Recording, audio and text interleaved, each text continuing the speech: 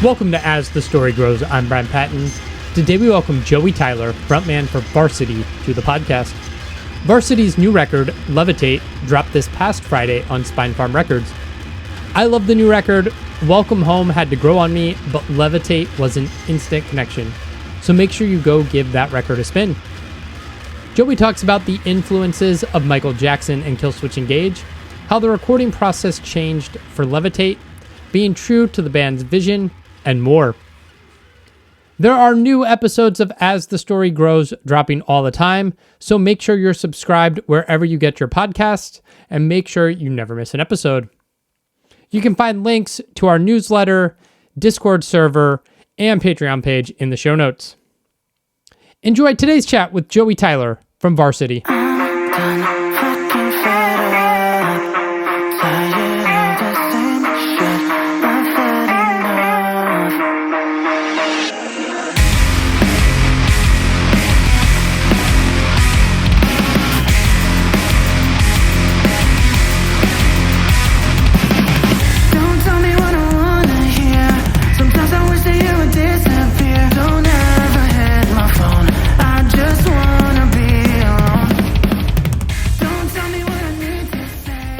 I'm pretty good. How are you?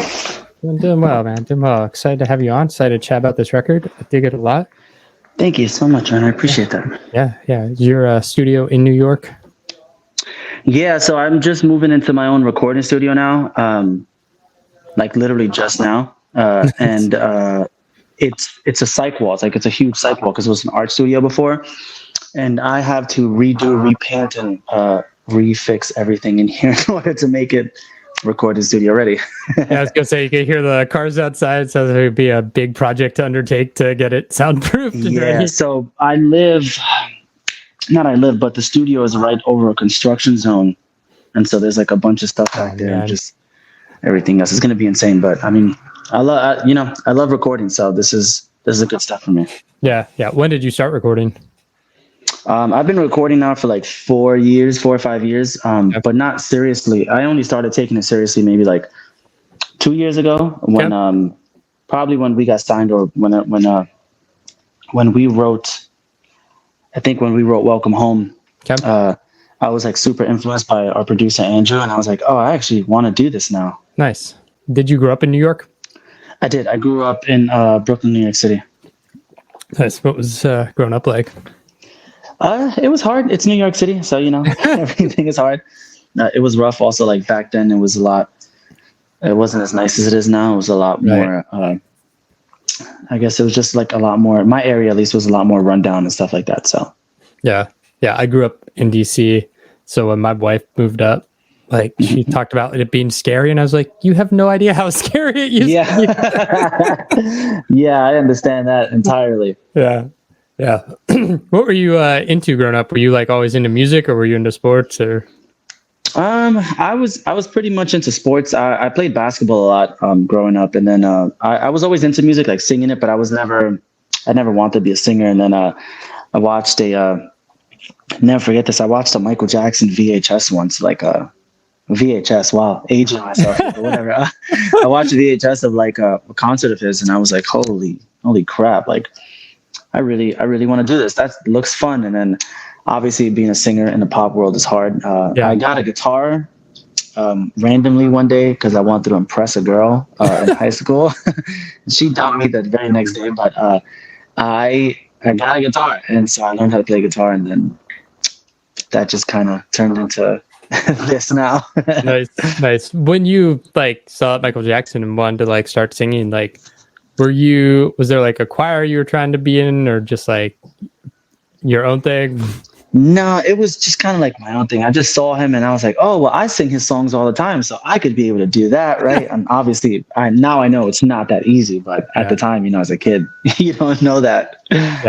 Yeah. Where does the transition come for you, where you start like hearing and incorporating and becoming a fan of like heavy music as well?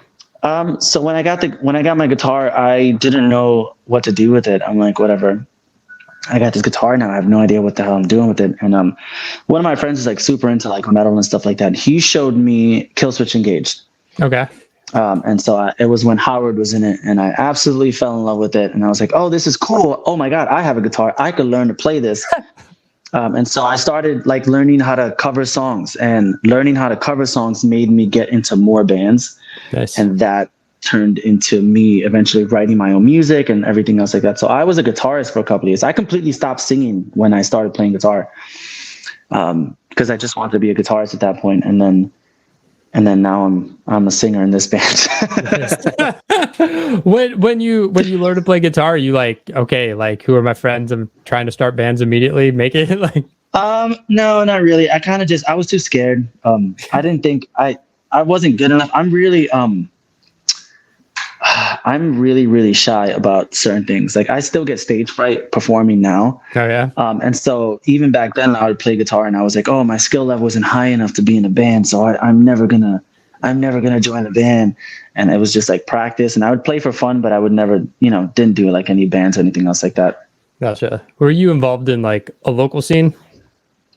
I was in the New York local scene for a little bit when I finally did join the band. But I didn't really have any friends and didn't really hang out with people. I was just in a band in the scene, and that was it. I can't help feeling numb, but I feel love from no one. Put me together, pull me apart, but I have been blessed by this broken.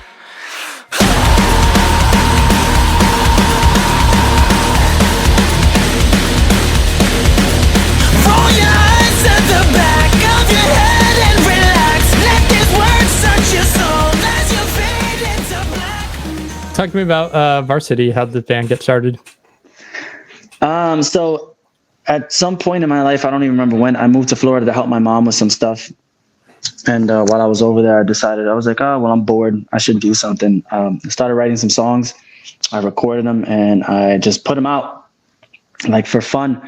And they started getting I started getting like positive reactions on them. And I moved back to New York City after a year in Florida. Asked some of my friends like, hey, I got this music. Do you guys want to help me play this live? And they said, yeah, and bam, the rest is history.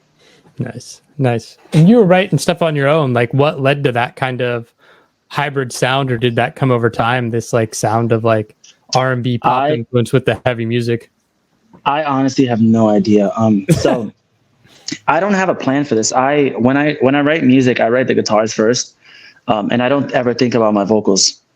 So I'll write a whole song, just the guitars, the drums, everything else, and then I'll put my vocals on at the end. But when I put my vocals on the song, I never try to I just sing whatever comes naturally to me. And if that's what comes out, I'm like, okay, I'm leaving that there. Nice. Where'd the name come from? Really dumb, actually. So my initials are JV, and in high school they used to call me Junior Varsity. Okay.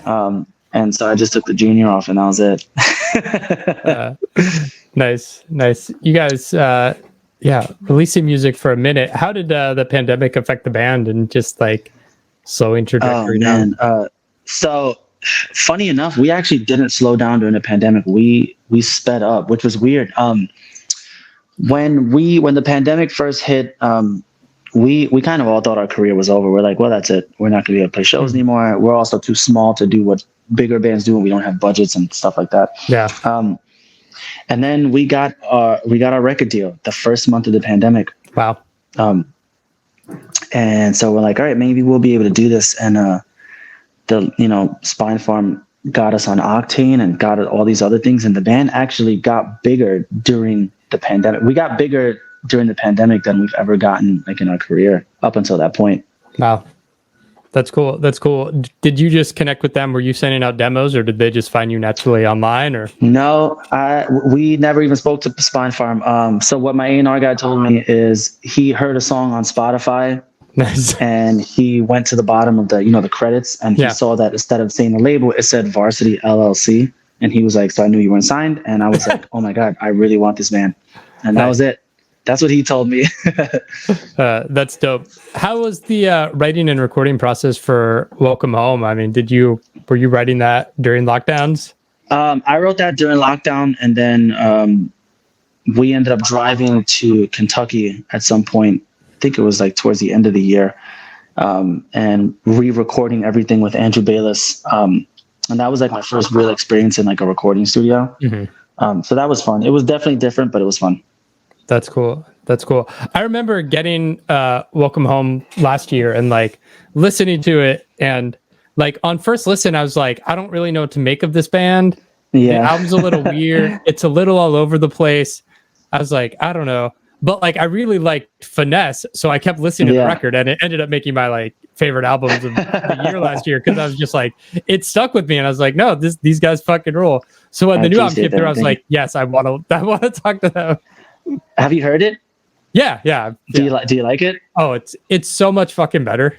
It's so different, also, right? Yeah. Well, this was my next question. Like, because you've been like a small band and releasing Welcome Home, did touring and playing these songs live change the way you wrote for this record? So here's what's funny about this process versus last process. With Welcome Home, I had those songs and I re-recorded them with Andrew Bayless. And because I fucking love Andrew to death, and he's a producer I respect. We changed a lot of things, a lot. With this record, I didn't go to anybody. I pretty much wrote the whole record and recorded it by myself. And then when I wanted to get it produced, instead of going back to Andrew, I went to just one person, Justin JD from the old guitarist from Ice Nine Kills, because he lives a couple hours away from me. And we rewrote some of the songs, but not a lot. And then everything else is 100% what was on the demo for the record. Nice. So this record is actually more what we wanted to sound like than Welcome Home ever was. Okay. Gotcha. Yeah, because it was two completely different processes. Yeah. Yeah. Well, you can kind of tell listening to them, because it felt like there was a lot of different things happening on Welcome Home, and like some different genre flavors. And this one, it's like, this is VRSTY in their sound, and like very straightforward, and like everything feels more cohesive. Yeah, this record was also a lot more fun. It was more stressful on me because it's the first time I ever wrote and recorded a record by myself, and I was fucking terrified because I'm like, oh, what if the label hates this? And then I turned in the demos, and my label literally was like, yo, this is so good. They was like, is this it? And I'm like, I mean, it could be, but I still have some more work to do on it. Nice. What do you draw from lyrically for lyrical inspiration when you're writing? I usually just write from whatever I feel at the time. So if I'm feeling a certain way, I'll write that. I'll pull from like memories that I've had from like prior experiences in life and stuff like that. That's usually what I go with. I've been on the edge, wondering why I'm not dead. I've been talking to the devil, he lives inside of my head. I know he's telling me lies, but they're starting to sound nice. They say I should talk to God, but I just can't bring myself to try. Fuck it. Back it up. Taste another night, yeah, that's enough. Hit it one more time, one for luck. One for to the night, yeah, turn me up. How'd you connect with Lex for Powerless? So Lex, I've been a fan of hers for a while. She's like one of my friends out here, and she always writes like killer pop music. And I wrote Powerless, and the whole song was done. And she was over one day in my studio, and we're like, hey, I showed her the song, and I'm like, yeah, I'm trying to finish the song, but I can't like figure out certain things. And she started singing stuff. So I was like, hey, do you mind if I like record this for like later? And she fully recorded it. And then after she recorded it, I heard it back, and we both kind of looked at each other, and she was like, well, what do you think? And I'm like, I should leave that on the record. Like that should be it. Like that should be the thing. And when I turned it into the label, they originally were like, hey, so do you want to get like a bigger feature for this and everything else? And I just straight up was like, no, I think no one's going to sing it the way she did. And I think that was perfect. Yeah. Yeah. When her vocals come in on that track, I was just like, oh, dude, it's insane. It's so good. It is insane. That girl is so underrated. And I'm like, she is so good. Yeah. Yeah. It was phenomenal. Who came up with the concept for the album artwork? That was more so kind of like the label's idea, which is funny. I had all these ideas, and then I had like photo shoots that I did for for just regular stuff. And I send them a folder with all the ideas, but my personal photos were in them because I wasn't paying attention. Oh.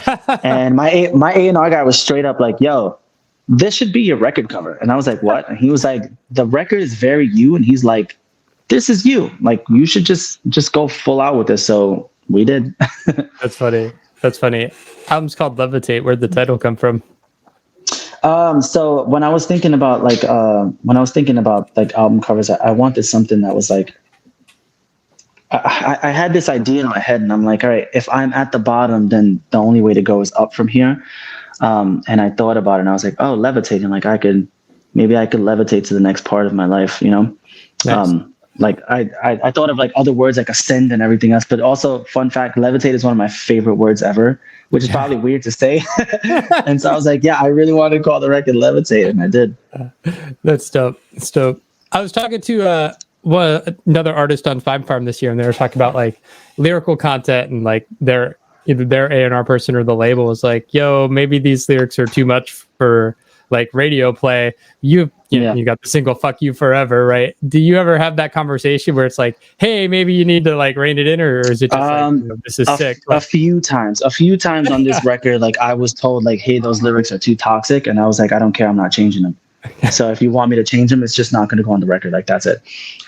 Same thing with I have this song "Kill the Rich" on the album, and there was a video for it, and the video had like, it was the first video where there was like a bunch of like, I put like a bunch of stuff of like celebrities and dead presidents and all types of stuff, and like my label was like, yo, we're not putting that out. And I'm like, okay, that one I let them go because I'm like, you're right, maybe that one maybe that one might be too much. Yeah, but we've had a couple of things where they were like, that's kind of crazy that you want to say that, and I'm like, whatever.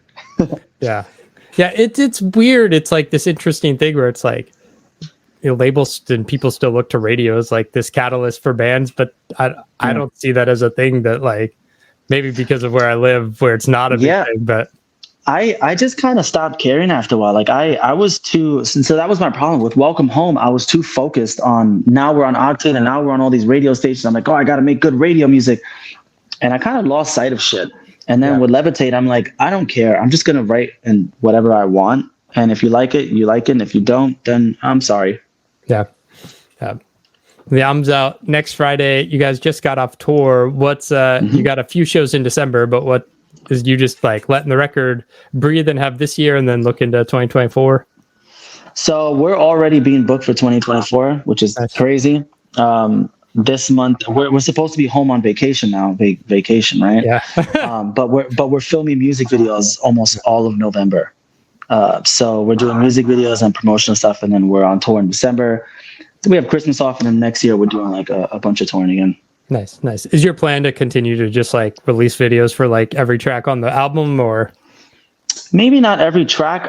There are some tracks that are not singles that are still going to get videos down the line anyway, but I also already started recording music for after Levitate. So after that cycle's done, I already have like a bunch of singles that I'm like, hey, I just want to keep the ball rolling at all times, you know? Yeah. I've talked to a few artists, and it seems like, music videos are an easy way to give the album like fresh life, especially as like disposable as music culture has become in the mainstream. Dude, music right now doesn't, it's either doesn't last at all, or because of TikTok can revive a song, and it's like the craziest thing ever. Yeah.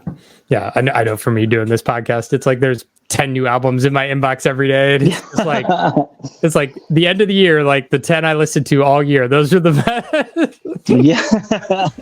I feel that.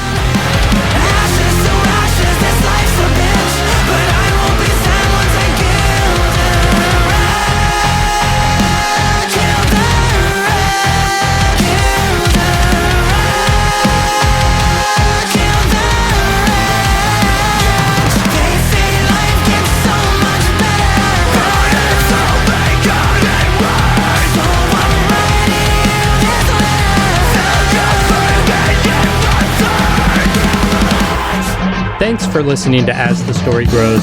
Our intro music was written and composed by Jeremy Hunt. The As the Story Grows theme is by Bob Nana.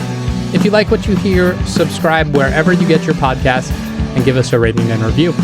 If you'd like to support the show financially, you can join us at patreon.com/asthestorygrows. Be a part of our community and join the ongoing conversation over on Discord. If you enjoy this episode, share it on social media with your friends. Much appreciated, and thanks for listening. I never felt so